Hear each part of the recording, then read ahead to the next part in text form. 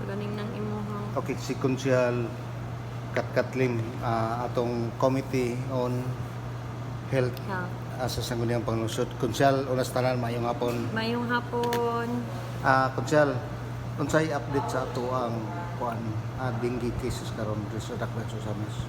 Sige, una sa tanan, ang ako ang pagbati sa tanang taga Uzamis, no? Good morning, good afternoon, and good day. Yes, mayong adlaw. So, kabahin sa ato ang dengue case karon ng atong update. Previous day na atay 15 ka cases. Then na ay na-recover nga 6 ka buok. So as of today na atay active cases. And amo ang gipadayon with the City Health Office and the barangays, among gipadayon ang programa sa pagpuksa sa dengue with the programs labi na katong 5S. Unsa kini 5S, Konsyal? Mo ni ang ato ang search and destroy sa mosquito breeding site. Then ang ato ang seek early consultation, ang atong self-protection, ang atong sustained hydration, and support fogging. So, sa ato lang ning tumanon ang ato ang 5S, dako kayong tsansa nga malikayan nato nga magdaghan pa ning kaso. Di man gyud nato malikayan nga naa magka-dengue no, pero ang ato is hinaot nga ma-eradicate gyud ni with the pagtinabangay sa ato ang mga katawhan dinhi sa Dakbayan sa Ozami. So na akong i-explain jud ang search and destroy unsa ni ka importante. Kay kung kitan tanan sa ato ang panimalay atong tumanon ang atong 4 o'clock habit nga manghinlo labi na sa ato ang mga kilid-kilid nga kanang sa sulod sa balay, kanang sa dispenser, sa kanang dish drain, tangan nagplato ini maghugas kay sa ilalom ana na tubig. So daghan na positive, number 1 na siya sa atoa. Kanang sa ref nga na water sa likod or sa ilalom, dili nila anam og kuha, dili adlaw-adlaw nilang kuhaon ang tubig. Dayon ang atoa karon is self-protection. Labi na sa mga bata nga ato silang pasuoton og maskin kay ting-init man, ato lang silang pasuoton og long sleeves and pajama kung maglakaw-lakaw or leggings makaha, then medyas. Then pwede pud nato sila mabutangan kanunay og kanang mosquito repellent nga mga lotion, mga spray nga dili unta jud sila mapaakan. So, ang ikaupat usab po ni sa importante ang ato sustained hydration, sir, kay hilabi na maski pa lang wala pa lang nagdengue ang bata. Kanunay na natong i-encourage nga paimnon jud ang mga bata labi na nga sa ting-init karon kay ang usa sa makapagrabe sa status manggod sa patient nga naay dengue is kung ma-dehydrated ang bata. So, mas maayo nga sa wala pa lang na kuana nato ang ilaang hydration. Labi na sa first day nila, kung mapaakan sila, paspas na manggudayon na ang dehydration sa bata kay tag-as og ilan na. So, samtang wala, kada adlaw, ato jud silang paimnon og tubig. And ako po untang i-encourage ng mga teachers, maningkamot pud ta nga i-remind ng atong students, atong mga pupils nga sa middle sa inyong klase unta, ato lang i-remind nga muinom sila sa ilahang ginabalon nga water. And sa end of class, ila pong i-encourage nga dili malimot, dili magbugong og ihi, mangihi, magsige inom og tubig.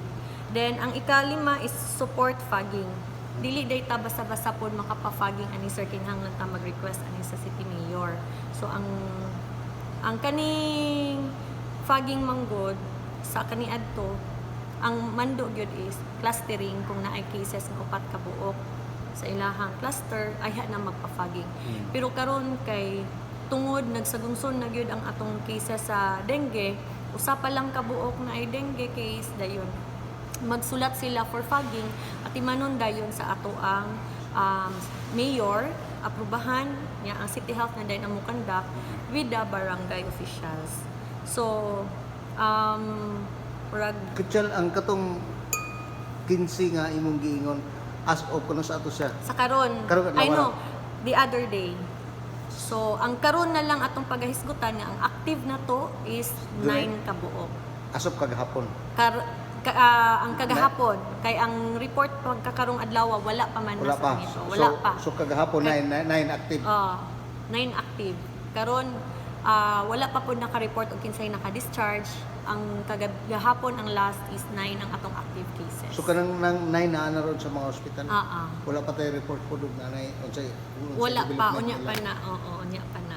Pwede nimo mag-compare konsyal last year o karon? Ang last year na atay nakita nga sa magsugod tag January. Yes. So ikuan lang sa nako ang last year is mas daghan tag kaso.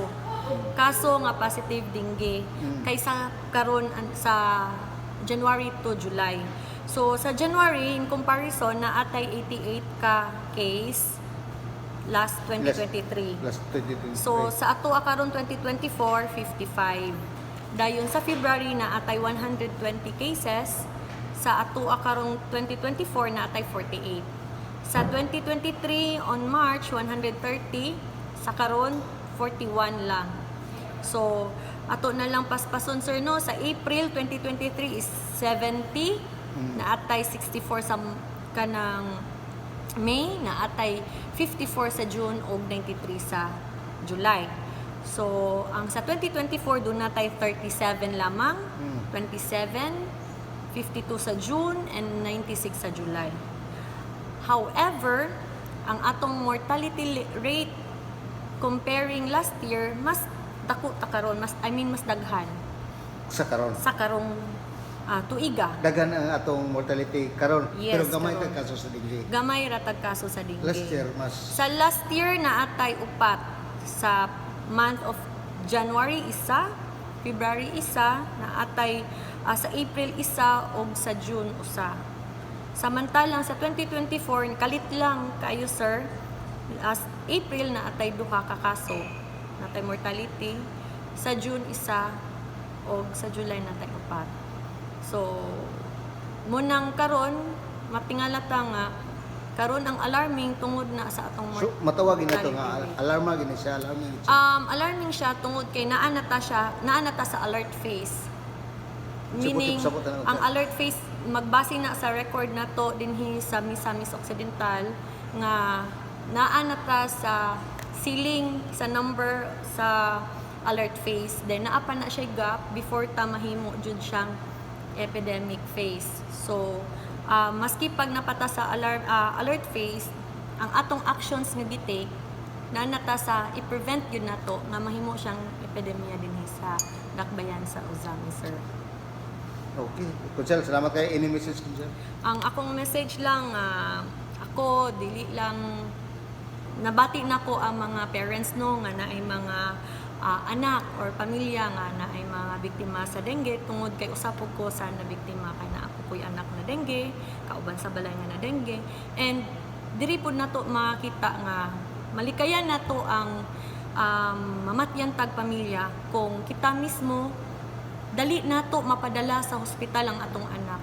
Pwede na makita ang dengue kung first day pa lang sa fever, magpa-check up na ta, maadto na ta sa isa ka facility nga naay dengue do or dengue test sa laboratory, CBC and platelet, pero kana siya ikuan gyapon na siya sa doctor sir, pero mas mainang sa first 12 hours idaga na ninyo sa hospital kay wala may mawala sa ato kung mag-seek ta og early consultation to make sure nga dili dengue case ang atong anak. Kay sa sulod lang sa upat ka adlaw, first nga hilanat kanang sugod na og until sa ikaupat nga adlaw danha ang delikado sa bata tungod kay paspas ang pag-dehydrate o maglisod na unya tagtabang sa bata. So hinaot nga kitang tanan magtinabangay puta sa pagpanghinlo, dili nato saligan ang atong barangay nga barangay anang hinlo ang mga barangay ato silang pasagdan, kun dili kita mismo sa ato ang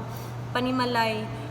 Kung magkahiusa lang tang tanan sa pagpanghinlo, wala jud siguro tay mga mudaghan pa nga biktima sa dengue. Dili lang di ay ako'y pahandumdum. We are not just fighting for dengue cases, but for all mosquito-borne diseases. Ato na siyang maprotektahan ang ato ang mga mahal sa kinabuhi ug atong mga silingan nga dili unta sila mataktan sa sakit. Pamaagi sa pagtuman sa atong 4 PM nga pagpanghinlo o pag-follow sa atong 5S. Daghang salamat. Okay, daghang salamat si Konsyal Katkat Limaton, Chairman sa Committee on Health. Konsyal,